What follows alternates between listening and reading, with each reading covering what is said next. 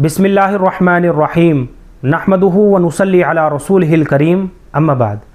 मुहतरम नाज़रीन इकराम, एक साहिब हैं असद मोहम्मद ख़ान, इनकी जानिब से कमेंट है, अस्सलामु अलैकुम, क्या नसीब नाम रख सकते हैं बेटी का?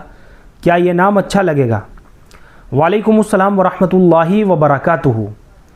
देखिए, अगर ये नाम रखना चाहें नसीब करके बच्ची का, तो नसीब बच्ची का नाम रखा जा सकता है। अलबत्ता नसीबा करके रखेंगे तो ये ज़्यादा बेहतर रहेगा। आम तौर पर नसीबुल्लाह करके ये लड़कों का नाम रखा जाता है। नसीबुल्लाह के माना बनते हैं अल्लाह का मुकर्रर किया हुआ हिस्सा या अल्लाह की मुकर्रर की हुई तकदीर और किस्मत।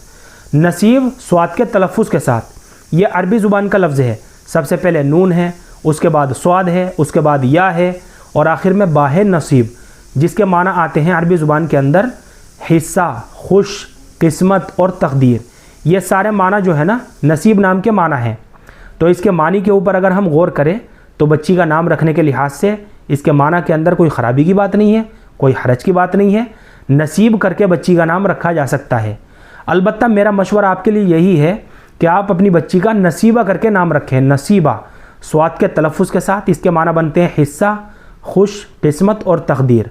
और अगर इसको छोटे सीन के तलफ़ुज़ के साथ लेते हैं नसीबा करके या फिर नुसेबा करके, तो ये दोनों अलग अलग सहाबियात के नामों में से नाम है। यानी नसीबा भी एक सहाबिया का नाम है और नुसेबा भी छोटे सीन के तलफ़ुज़ के साथ ये भी एक सहाबिया का नाम है। नसीब अगर छोटे सीन के तलफ़ुज़ के साथ लेते हैं तो इसके माना बनते हैं मुनासिब, रिश्तेदार और इसी तरीके से हसब व नसब में मशहूर आदमी और शरीफ आदमी। लिहाजा बच्ची का नाम रखने के एतबार से इसके माना भी काफ़ी शानदार बनते हैं। और सबसे बड़ी बात तो ये है कि ये एक सहाबिया का नाम है। तो मेरा मशवरा आपके लिए यही है, या तो आप अपनी बच्ची का नसीबा करके नाम रखें या फिर नुसेबा करके बच्ची का नाम रखें। और अगर नसीब करके ही बच्ची का नाम रखना चाहते हैं तो मैंने आपको पूरी मालूमात तफसील के साथ बता दी है। नसीब करके भी बच्ची का नाम रखा जा सकता है।